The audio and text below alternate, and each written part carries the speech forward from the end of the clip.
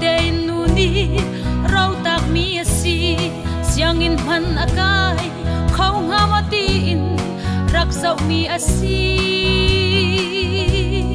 si se kai mal hey hawan ti lo na khal bu te in za arak chong bi chu ni hin akan upat mi e chi lian tia hi asi nanun nak chu le dai yam kong man se na tuan dia to hi achi ti lai lo nanun sia do le na chapar na hi tuan dia bangin an rak mun len chang lai to tu kan pa o chan khat chuak ram cha rian tha tuan tu pa chan pe ti in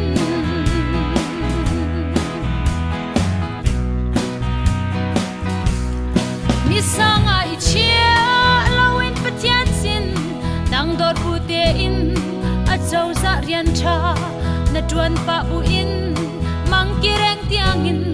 na rak nga nu a biak nak lai zong a khachwa degree sang na nga nu zong na tuan chau za rian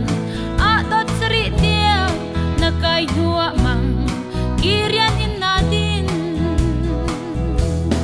chau za rian na tuan pa in thang lai chin twele na ka a vim chim rong selo in mission rian zong na rak kem chi kha zum tu thar lai ni zong na rak mu na kan pa chian thong in nanun an veng tu kan pa chian hip chu o ba cha shin lo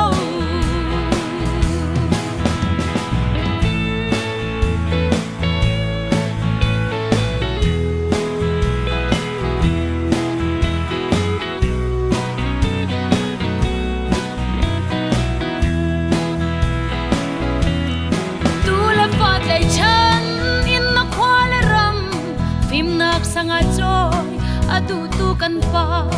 na liam hu zonga na tuan bia cha bang rakrel chang halai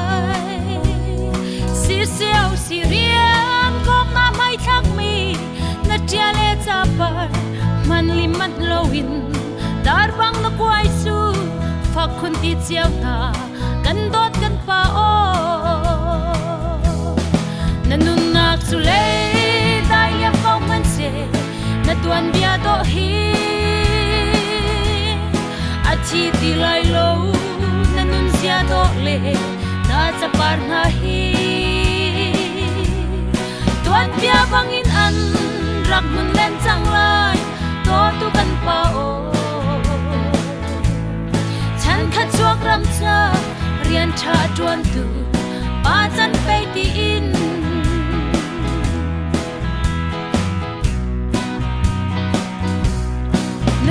an veng tu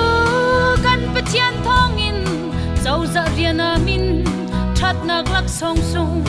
na rak mu hlei a na tial cha uk so thum le uk sari tiang na kan rau tak mi kan mo ti ka na nun liam man se na phim thiam nak chu kan sa dai re ar fi kan run ti chang lai kan pa o nanun nak su le dai ya kong man se na tuan bia do hi achi ti lai lo nanun sia do le na chapar na hi tuan bia bangin an